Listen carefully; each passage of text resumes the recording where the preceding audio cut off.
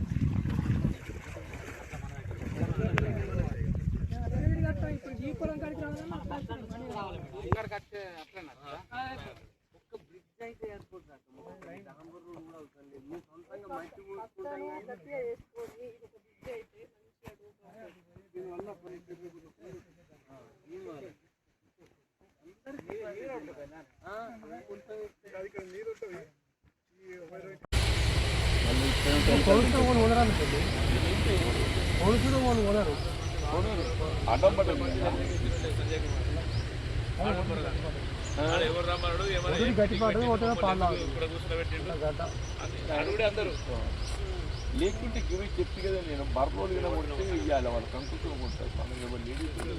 ఎందుకంటే జాబ్ పైన కొంటుండాలి జాబ్ చురుకైనా కొంటుండే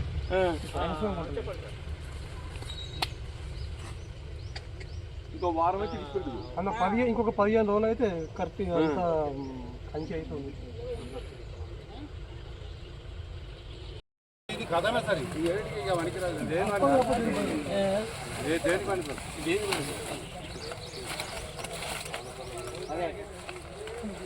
తీసే కాలేదు కదా బాబు.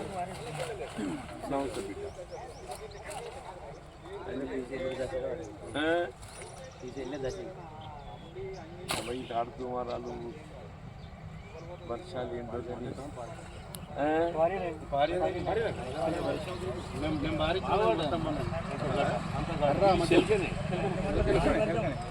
కర్ర మంచి బలం ఉన్నా సార్, మంచి కంకి పెట్టింది.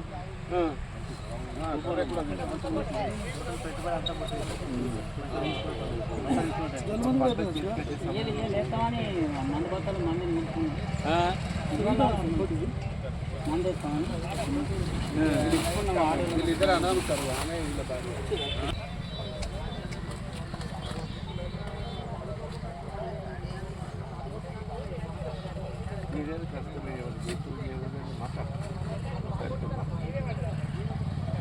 సర్వే చేసి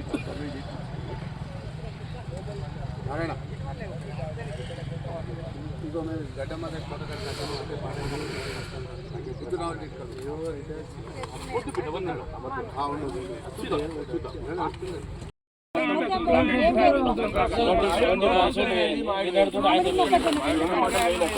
ఉంటే పొలం ఉన్నది ఇక అది ఎప్పుడు అది వండినాక గిట్ట ఒకసారి వస్తే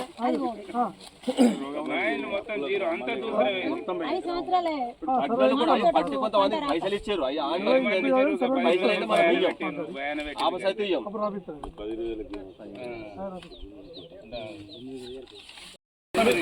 రేపటి వరకు ఎంత తెల్లబడతానో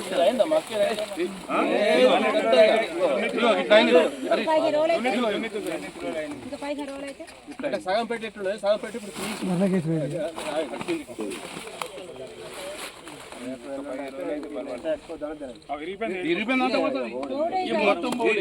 మొత్తం విరిగింది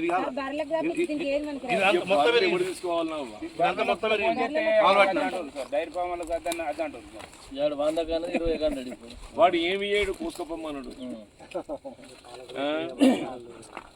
వాడు శైలజ ఇప్పుడు శైలజ కూడా చేస్తలేడు ఈడ చేస్తలేదు.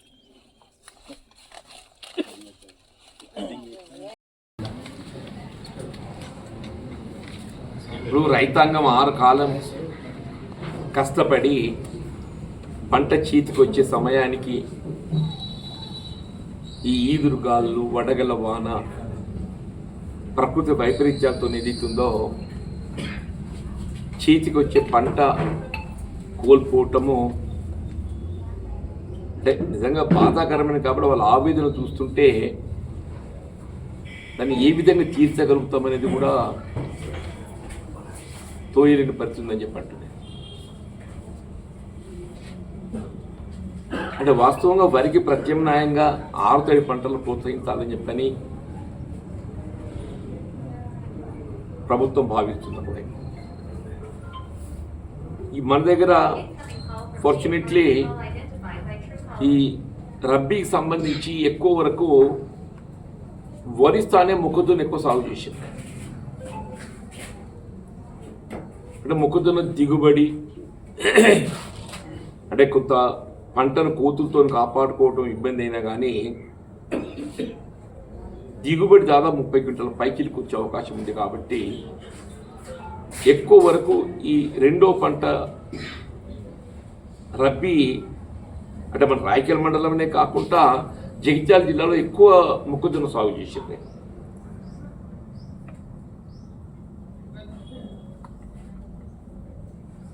ఈ డ్రై ల్యాండ్స్ అనే కాకుండా ఇప్పుడు జగిత్యాల ఆవైపు అయితే కొయ్యమ్మక్క అని చెప్పి ఎక్కువ పెడతానే జీరో టిల్లింగ్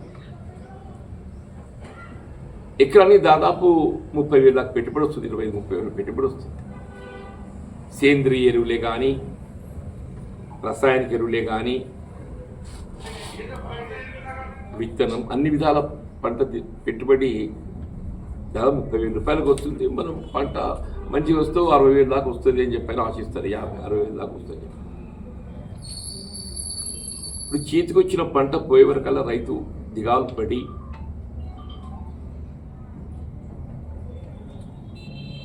అంటే వాస్తవంగా ప్రభుత్వం ఏదైతున్నదో ఇప్పుడు గత ప్రభుత్వం మనం ఎప్పుడు కూడా ప్రకృతి వైపరీత్యాలతో పంట నష్టపోయినప్పుడు మనం ఏ విధంగా ఆర్థిక సాయం పొందలేకపోయాం. ఇప్పుడు ఈ పంటల బీమా పథకం అమలు చేయబడ్డాకనే బాగుంటుంది. పంటల బీమా పథకం ఇప్పుడు పంటల బీమా పథకము అమలుకి ఏదైతుందో ప్రభుత్వం మరి దానికి తగు విధంగా నిర్ణయం తీసుకోలేకపోవడంతో మనం పంటల బీమా పథకంతో కూడా ఈ విధమైనటువంటి ఒక పరిహారం పొందే అవకాశం ఉంది. ఒకటే ప్రభుత్వం ఏదైతున్నదో ఈ జరిగిన పంట నష్టాన్ని అంచనా వేసి నింపే కలెక్టర్ గారితో కూడా మాట్లాడింది. జిల్లా కలెక్టర్ గారితో మాట్లాడి మన రాయకల్ మండలం రామాజపేట అనే ప్రత్యేకంగా అనే కాకుండా రామాజపేటలో 100 ఎకరాలు పోయింది. రామాజపేటలో 100 ఎకరాలు పోయింది. పాపం ఒక కౌలు రైతు చూస్తుంటే ఆ నిర్మల్కి వెళ్ళి ఎక్కడికో బ్రతకడానికి వచ్చిందట. నిర్మల్కి మన మొత్తం చీతికొచ్చే పంట పోయేవరకల్లా అటు రైతుకు మరి కౌలు రకం కట్టాలి, రైతు భరోసా సంబంధించి కూడా ఏదైతుందో ఇంతవరకు విడుదల కాలేకపోవడం అది కూడా కొంత రైతాంగాన్ని నిరాశ గురి చేస్తుంది.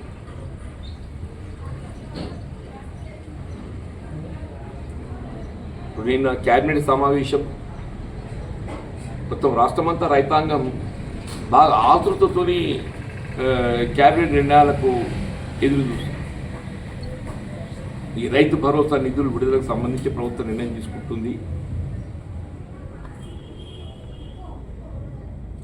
అది కొంత రైతుకి ఏదైతుందో అంటే పెట్టిన పెట్టుబడికి కాంపెన్సేటరీ, పెట్టిన పెట్టుబడికి కాంపెన్సేటరీ కొంత దోహదపడుతుందని చెప్పని భావించి అది క్యాబినెట్ ఏదైతుందో మరి ఈ రైతు భరోసా నిధులు విడుదలకు సంబంధించి నిర్ణయం తీసుకోలేకపోవడంతో మరి ప్రకటన అయితే ఇది రాలేదు. సరే క్యాబినెట్ సీఎం గారి నిర్ణయం ఆల్వేస్ వారు ఎప్పుడైనా తీసుకోవచ్చు. మనం ఈ మధ్యకాలంలో గత వారం 10 రోజులకి గమనిస్తున్న ఫిబ్రవరి మొదటి వారం నుండి కూడా. కాబట్టి ఎకరా 20,000 రూపాయలైనా కానీ ప్రభుత్వం జిల్లా రెవెన్యూ అధికార యంత్రాంగం కలెక్టర్తో నివేదిక తెప్పించుకొని ఆ పరిహారం విడుదలకు రేపు బడ్జెట్ సమావేశాలు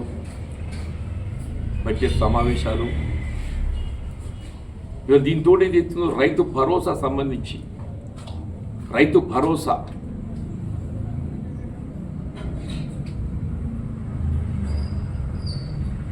ఇప్పుడు తక్షణమే ప్రభుత్వం నిర్ణయం తీసుకుంది. సరే ఎంప్లాయీస్కి ఏదైతుందో క్యాష్లెస్ ట్రీట్మెంట్ ఇస్తామని చెప్పి నిర్ణయం తీసుకున్నారు, సంతోషం.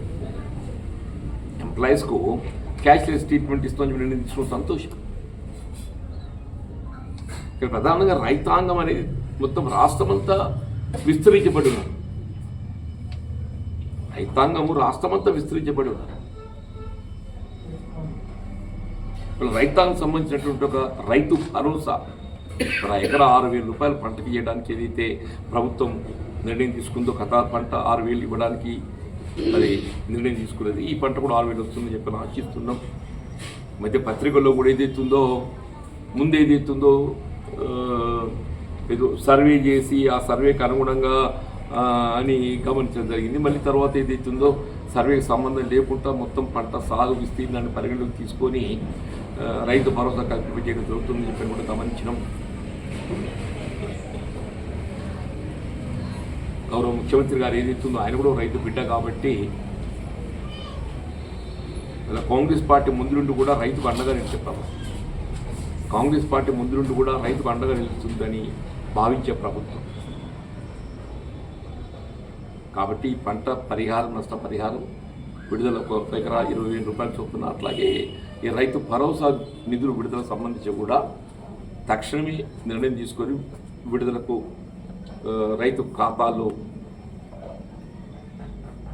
జమ చేసి కొంత ఓదార్పు కలిగించాలంటారు. ఓదార్పు ఇది ఓదార్పు.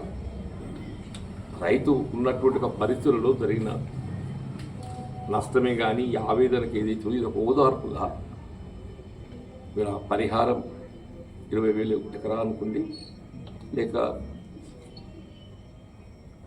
ఈ రైతు భరోసా ఎకరా 6,000 రూపాయలు తక్షణమే నిధులు విడుదల చేపించాలని చెప్పని నేను ముఖ్యమంత్రి గారికి విజ్ఞప్తి చేస్తున్నాను, ప్రభుత్వానికి విజ్ఞప్తి చేస్తున్నాను. రైతాంగం కూడా ఏదైతుందో సరే ఇది అకాల వర్షాలు మన చేతితో లేదు. ఇది ఏదైనా ప్రభుత్వ పరంగా ఆదుకోవడానికి చర్యలు చేపడుతుందని చెప్పని ఆశిస్తున్నాను.